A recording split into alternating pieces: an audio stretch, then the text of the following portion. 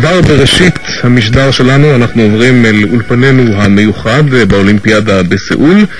אליך דני דבורין וגם אליך גדעון הוד. בוקר טוב.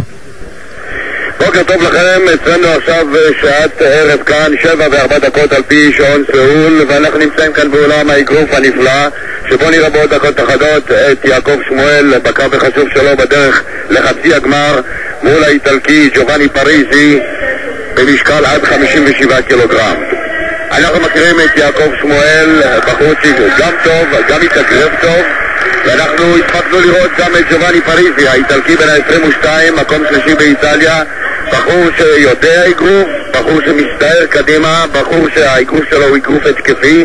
ראינו כאן הרבה מאוד אגרוף באולם הזה וגם באמצעות הטלוויזיה. זה אחד הענפים העסוקים ביותר כאן בסאול.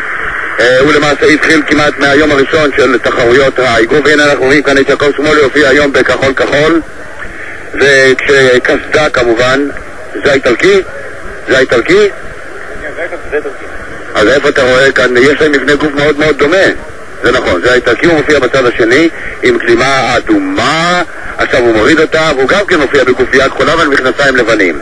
האיטלקי מופיע כאן בנעליים צהובות, מכנסי תכלת, גופייה כחולה, ואילו יעקב שמואל בא מצד, אני פשוט אמרתי על האיטלקי משום שיעקב שמואל הופיע בקרב הקודם גם כן מאותה פינה. כן, יעקב שמואל כבר נמצא בזירה, נעלי האגרוף שלו הן בצבע כחול עם פסים צהובים, מכנסיים לבנים פסים אדומים, והגופייה שלו בצבע כחול הוא מרקד בכמה תנועות, שמאל ימין, מולו האיטלקי ג'ובאני פריזי. מעניין, שניהם כמעט באותו גובה, שניהם באותו גובה, יש להם מבנה גוף דומה, יש להם גם קרב התקפי, הם יותר מזים.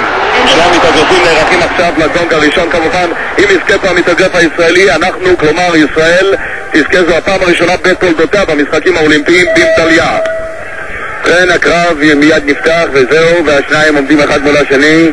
האיטלקי אמר לי יעקב שמואל שהוא יודע להגן גם ביד ימין וגם ביד שמאל, כלומר גם עמדת ההתכוננות שלו היא לשמאל ולימין, ועכשיו שניהם כמו מתאגרפים ימניים, כששמאל לפנים וימין קצת לאחרים. עכשיו בעמדות של גישנות אחד מול השני, עדיין לא נגעו אחד מול השני, עומדים ומציגים את האגרופים, ועכשיו האיטלקי בחבטה אחת שנגע ביעקב שמואל פגע, ועכשיו שוב חבטות מוצלחות של האיטלקי של פריזי מול יעקב שמואל שמנסה קצת להתרחק. האיטלקי הוא שיוזם עכשיו בסיבוב הראשון את ההתקפות שלו, כי הוא עדיין בעמדות של התגוששות, כלומר בעמדות של הכנה, בחינה של אחד מול השני. עדיין מקפצים, נמצאים בצד הימני של הזירה, ועכשיו יפה שלח יעקב שמואל כמה חבטות מוצלחות מאוד, 2 בשמאל ואחת בימין, והדברים האלה מצטברים כאן אצל 5 שופטים. ועכשיו האיטלקי שמאלית לכיוון הפנים של יעקב שמואל, ויעקב שמואל סופג אותם ומנסה לחפש גם את החבטה. הוא אמר לי אתמול שהוא ינסה לתקוף את האיטלקי שידוע כמתאגרף תוקף. עכשיו האיטלקי תוקף שולח חבטות ימניות, שמאלית והדעה ימנית, ועכשיו יעקב שמואל מצליח תפקל לשלוח אליו ימנית, והשופט הפרידם מעיר ליעקב שמואל לא לפגוע בעורף של המתאגרף האיטלקי. בינתיים העמידה היא טובה של יעקב שמואל, אין כאן שום לאיטלקי בשמאליות, וגם יעקב שמואל שולח אליו שמאלית וימנית, הם בעמדות, הם מתקרבים מדי כל כמה שניות, מתקרבים אחד אל השני, וחבטות של האיטלקי קצת יותר חזקות הייתי אומר מאשר של יעקב שמואל. עבודת הרגליים של שניהם מאוד מאוד דומה, העמדה שלהם, הנה האיטלקי שולח ומיד חוזר חזרה אל עצמו. כן, יש כאן ההתקפה וההגנה של שניהם היא במידה שווה, ונדמה לי שעד עכשיו שני המתאגרפים האלה בסיבוב הראשון לפחות צוברים אותו מספר נקודות בדיוק כפי שיעקב שמואל, כך גם פריזי האיטלקי. לעבר עכשיו פריזי יוצר קצת עמדת יתרון מבחינת הניגוד שלו מול יעקב שמואל, ששולח את יד שמאל מנסה להגן על עצמו, ושולח עכשיו שמאלית וימנית, בחזרה הוא מגן על עצמו בצורה יפה מאוד ובצורה מאוד מוצלחת ואמיצה מול האיטלקי, שכפי שראינו אותו מול המתאגרף הרוסי הוא שלח חבטות בלי סוף וגם ניצח. טוב, המתאגרף השמאלי, המתאגרף הימני, עכשיו אתם רואים הוא מחליף עכשיו עמדה, פעם שמאל פעם לימין, ושולח בטוב מאוד יעקב שמואל שלח אליו עכשיו סוג של חבטות ימניות ושמאליות אלא המתאגרף האיטלקי. השאלה עד כמה הדבר הזה כמובן משפיע על האיטלקי. יעקב שמואל הולך ומחפש לו את העמדה, הוא מנסה לחפש את הנוקאוט, עכשיו נשאל פעם אחת על החבלים, שולח שמאל, מגן על עצמו ומראה לאיטלקי שהוא עדיין אמיץ, והאיטלקי לא יצליח כל כך מהר להפיל אותו אל הזירה. טוב מאוד, יעקב שמואל ימנית אל הפנים, עכשיו האיטלקי עושה שמאלית וימנית טובה מאוד של יעקב שמואל. טוב מאוד, עכשיו האיטלקי מטייל עם השמאלית שעולה על הפנים של יעקב שמואל, הוא זז קצת לעבור, אבל חבטות לא חזקות, ויעקב שמואל שניהם הגיעו עכשיו לזירה. חבטות כמה מוצלחות של האיטלקי, החטיא עכשיו שמאלית, ויעקב שמואל שולח אליו ומחטיא שמאלית, שולח אליו אל החזה, ויפה מאוד. השניים שקולים מאוד בקרב בסיבוב הראשון שלהם, והנה הסתיים הגונג הראשון. דני. כן, גדעון, הקרב הזה נראה לי פחות או יותר שקול לגבי הסיבוב הראשון. אנחנו חייבים לציין שלמרות שהאיטלקי מרקד טוב מאוד, כאשר השמאלית שלו בלפנים, הרי הסגירה של יעקב שמואל בתנועת ההגנה שלו היא סגירה ממש מושלמת, הוא סוגר טוב מאוד בשתי הזרועות שלו, ולפיכך כל המעלומות של האיטלקי נעטפו בדרך כלל על זרועותיו של המתאגרף האיטלקי. יחד עם זאת אני חייב לומר שהמעלומה של יעקב שמואל, נראה לי שהוא עדיין מחפש את המעלומה המפתיעה כדי לנסות להשיג מעלומת נוקאוט, והאיטלקי יודע את כוחו של יעקב שמואל. יעקב שמואל בקרב הראשון שלו כאן במסגרת התחרויות האולימפיות ניצח כידוע את האפיני אסקלונן בנוקאוט, כאשר בתוך דקה ו15 שניות פגע במעלומת מגל שמאלי בפרצופו של המתאגרף הפיני. וגם כאן האיטלקי שמדורג רק שלישי באיטליה, לעומת זאת יעקב שמואל הוא אלוף ישראל. אם כן האיטלקי לוקח את החשבון שליעקב שמואל יש מעלומה אדירה. שני המתאגרפים נראים בעלי כוחות שקולים. בשיחה מוקדמת שהייתה לי פה עם אחד ממאמני נבחרת הונגריה, הוא טוען שהמנצח כאן בקרב הזה יזכה גם במדליית הזהב. על כל פנים אנחנו עם פתיחת הסיבוב השני של הקרב. כן, ושולח עכשיו המתאגרף האיטלקי פריזי כמה חבטות אל עבר שמואל שמצליח להתחמק, לוקח את עצמו קצת לאחור, ועכשיו מנסה להגן על עצמו, ושוב האיטלקי הוא זה שיוזם ויעקב שמואל מחפש.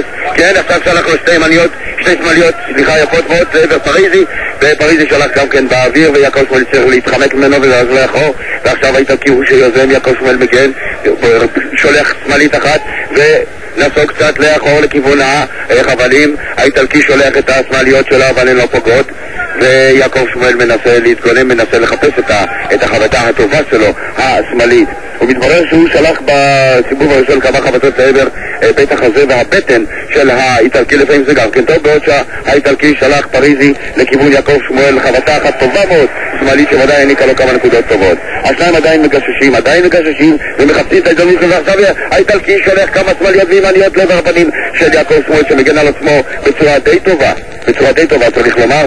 אנחנו גם יכולים לראות כאן, אנחנו ליד הזירה ורואים גם את הפנים, יש לפעמים חבטות, כן עכשיו הם מחליפים ביניהם חבטות טובות מאוד. האיטלקי הוא איזה שיוזם ויעקב מכניס לו בבטן, כאיסור מתקומם ושם שמאלית טובה מאוד של שמואל יעקב לעבר האיטלקי, עכשיו הוא תוקף אותו, גם מנסה האיטלקי מנסה להתחמק ולחפש עכשיו את היוזמה כזה לתקוף את יעקב, אבל יעקב שמואל הוא זה שיוזם עכשיו. השניים אחד פעולה שלי שוב במרכז הזירה, האיטלקי שולח שתי שמאליות, יעקב מחפש, נסה קצת שמאלה תוך כדי ריקוד, והאיטלקי עכשיו תוקף שולח שתי ימניות, שמאלית לעבר יעקב ועוד שמאלית וימנית, והוא מקרה אותו מלמטה ויעקב שמואל מחזיר, לא.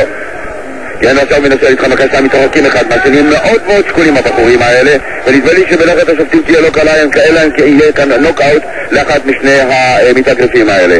שקול מאוד, האיטלקי שומר על עצמו על ידי שליחת כמה חבטות ימניות, יעקב שמואל קשה לו להתקרב אליו, בכל זאת, כן, אבל הוא מצליח, הוא נכנס בין ההגנה ומכניס עוד כמה חבטות בבטנו של האיטלקי, ושוב האיטלקי יוזם, יעקב שמואל מתגונן, ועכשיו האיטלקי כל הזמן יוזם ושולח שמאליות וימניות. יעקב עומד יפה מאוד בסיבוב השני, הוא מצליח גם לבלום את החבטות שלו, של האיטלקי פריזי. כמו שאמרנו, קרב שקול מאוד, השניים שולחים אחד לעבר השני חבטות מגל, אבל הן לא תמיד פוגעות. כן, ועכשיו יעקב שמואל נכנס ביוזמה יפה מאוד שלו, והאיטלקי סופג את החבטות האלה. טוב מאוד יעקב שמואל, והשניים מתרחקים האחד מהשני. השופט מאיר כאן ליעקב שמואל לא להכות בעורף, לא לחפות בעורף, והאיטלקי יש להם התנועות האוטומטיות האלה שנשלחות. הנה יעקב שמואל עכשיו 1, 2, 3, והאיטלקי מחזיר לו ב4 חבטות ויעקב שמואל ב1. כן? צריך לומר שהאיטלקי יוזם קצת יותר מאשר יעקב שמואל.